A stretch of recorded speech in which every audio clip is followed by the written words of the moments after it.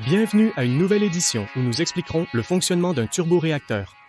Comme dans la vidéo précédente sur le pilotage d'avion, je vais répéter plusieurs concepts pour qu'ils soient bien compris.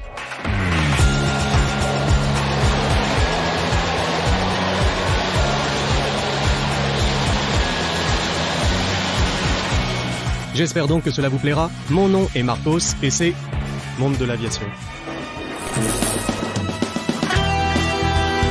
Merci.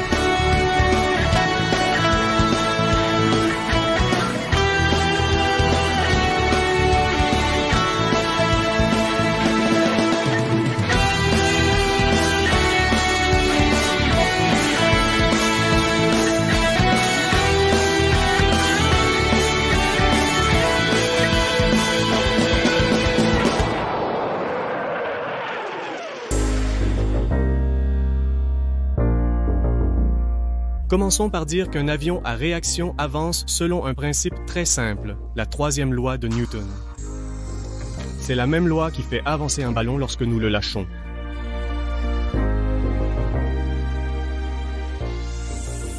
Tout comme la force de réaction produite par l'air qui déplace le ballon, la force produite par le jet à haute vitesse du moteur à réaction fait avancer celui-ci.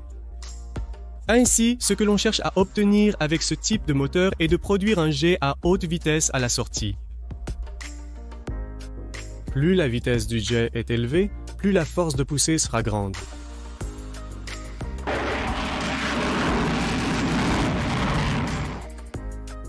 Si l'air hydrant est chauffé à une température élevée, il se dilatera énormément et créera un jet à haute vitesse.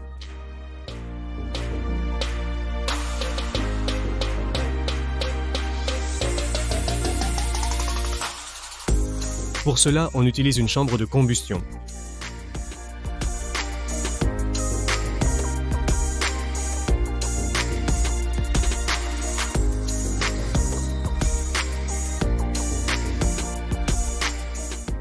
Le carburant brûle ici.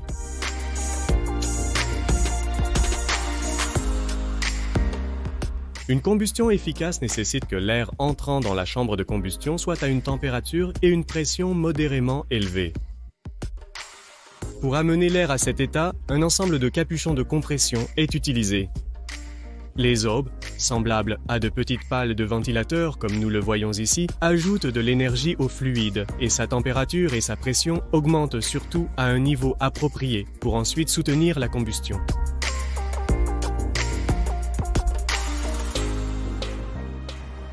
Regardez, je voulais vous montrer ici un moteur J49 utilisé par les TAL Fighter et les F-4 Phantom, entre autres avions. Regardez le nombre de couvercles de rotor-stator que ce moteur a. Nous pouvons voir l'espace entre chacun des rotors, qui est la partie mobile, celle qui tourne. Cet espace est où vont les aubes des stators, la partie fixe, ce que nous voyons ici.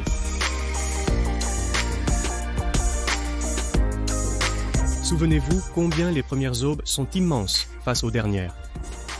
C'est pour générer de plus en plus de pression avant la chambre de combustion.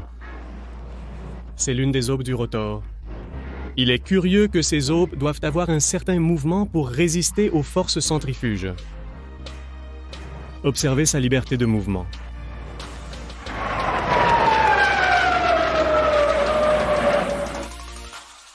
Le compresseur reçoit l'énergie de rotation grâce à la turbine placée juste après la chambre de combustion. Le compresseur et la turbine sont reliés par un arbre.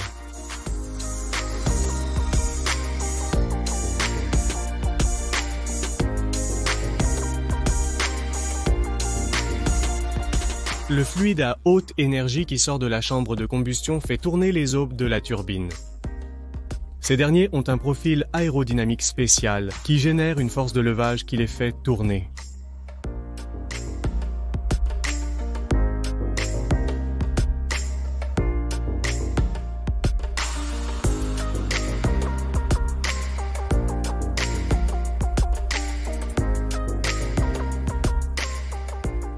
La pression du fluide diminue à mesure que la turbine en absorbe l'énergie.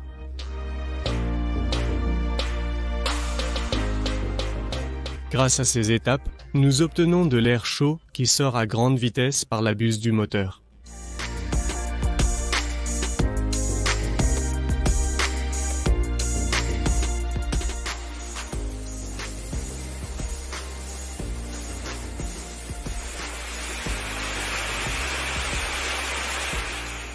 La sortie du moteur est généralement plus étroite, ce qui donne une vitesse d'échappement encore plus grande.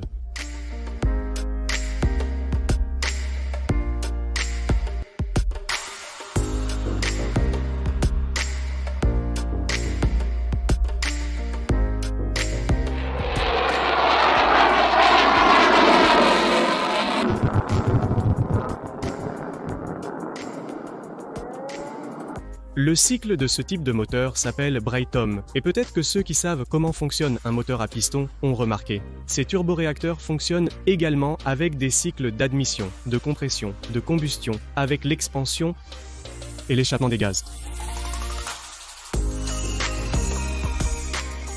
Ce moteur d'avion derrière nous va servir de synthèse de tout ce que nous avons vu dans la vidéo. Nous avons l'entrée d'air. Nous avons besoin que cet air se dilate pour générer beaucoup de pression et ainsi créer la poussée. Une partie de cette énergie est interceptée dans la turbine, qui est utilisée par cet arbre pour actionner le compresseur qui augmente la pression de l'air en amont. Il se dirige par ici pour se mélanger avec le carburant et ainsi l'allumer pour générer la combustion. Pour mettre tout cela en marche, au moment du démarrage, un moteur électrique est utilisé comme lorsque l'on démarre le moteur d'une voiture. Notez le son de cette vidéo en allumant ce moteur. Et maintenant,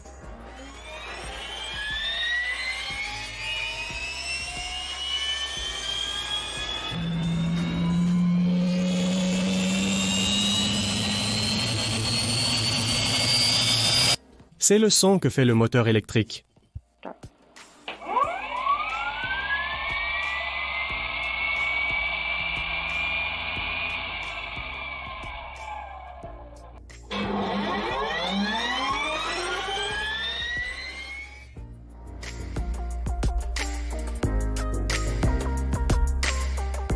Les avions modernes utilisent un système de turbine à compresseur à 2 étages. Ici, 2 étapes distinctes de turbine et de compresseur sont employées.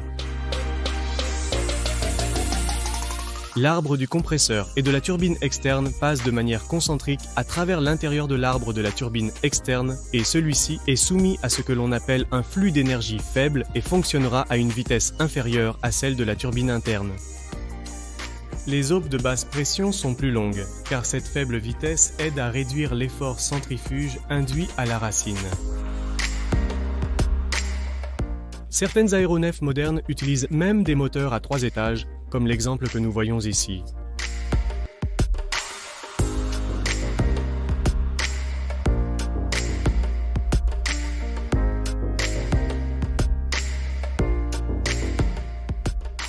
Ces turbomoteurs à réaction ou moteurs à réaction ont tendance à produire beaucoup de bruit et une amélioration qui a été faite était l'incorporation d'un ventilateur de grande taille sur l'arbre de basse pression.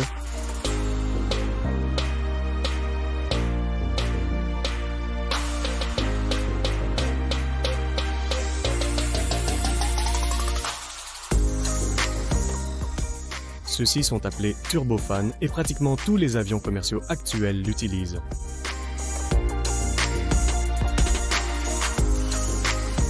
Le ventilateur dérive une grande quantité d'air. Le conduit de dérivation qui se rétrécit tout au long fournit une bonne vitesse supplémentaire. Dans un moteur turbofan, la majorité de la poussée est générée par la force de réaction du ventilateur. De plus, il améliore considérablement le flux d'air dans le système en aspirant plus d'air, aidant ainsi à améliorer la poussée. Cela signifie la création d'une poussée élevée avec une légère augmentation de la consommation de carburant, ce qui est très économique et c'est pourquoi il est si largement utilisé dans l'aviation commerciale.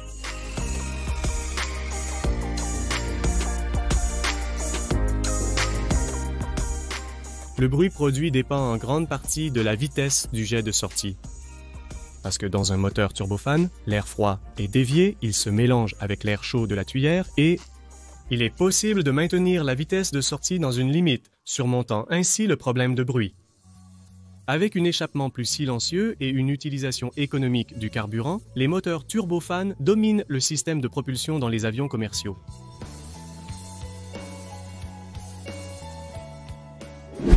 La post-combustion est le processus effectué par le post-combusteur étant techniquement un injecteur de carburant dans la tuyère d'échappement. L'injection de carburant supplémentaire sert à augmenter encore plus la pression du fluide à la sortie, mais cela, comme nous l'avons déjà vu auparavant, génère beaucoup de bruit et une grande consommation de carburant. Il est donc plus fréquent dans l'aviation militaire. L'avantage de la post-combustion est son augmentation significative de la poussée. L'inconvénient, comme nous le disions, est la consommation de carburant très élevée et inefficace. Il faut environ 5 ou 6 fois plus de carburant pour une augmentation de poussée de 40%, ce qui est très relatif d'un moteur à l'autre, donc il est généralement utilisé pour de courtes périodes de temps et dans le but utile d'accélérer l'avion dans des situations critiques.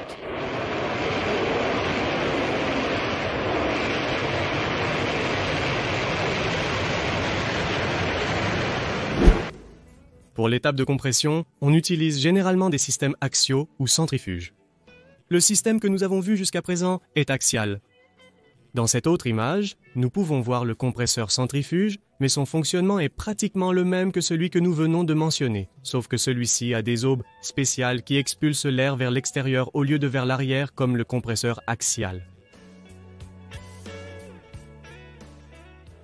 Ici, nous avons un autre type de moteur. Celui-ci a été utilisé par les Gloster Meteor.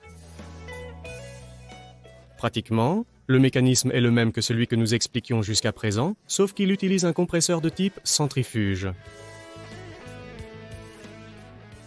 L'air arrive par ici et le jette vers l'extérieur. L'air arrive par ici, il entre par ces aubes qui les dévient de 90 degrés vers la chambre de combustion. Ici, nous voyons l'un des injecteurs où il se mélange avec cet air comprimé et réalise la combustion. Au-delà de la turbine monoétagée. Enfin, j'aimerais mentionner le turbopropulseur qui serait l'un de ces moteurs à turbine à gaz qui entraînent une hélice. Les gaz d'échappement ici contiennent à peine assez d'énergie pour une poussée significative. Au lieu de cela, il sert à actionner une turbine reliée à un arbre qui entraîne la pale. Environ 90% de la poussée est produite par la pale et seulement 10% restant par les gaz d'échappement, bien que cela varie beaucoup d'un moteur à l'autre. Dans les moteurs turbopropulseurs, l'arbre est unique et la pale est connectée à celui-ci par un engrenage réducteur. Parce que la performance maximale d'une pale est obtenue à une vitesse de rotation bien inférieure à celle de la turbine à gaz qui la propulse.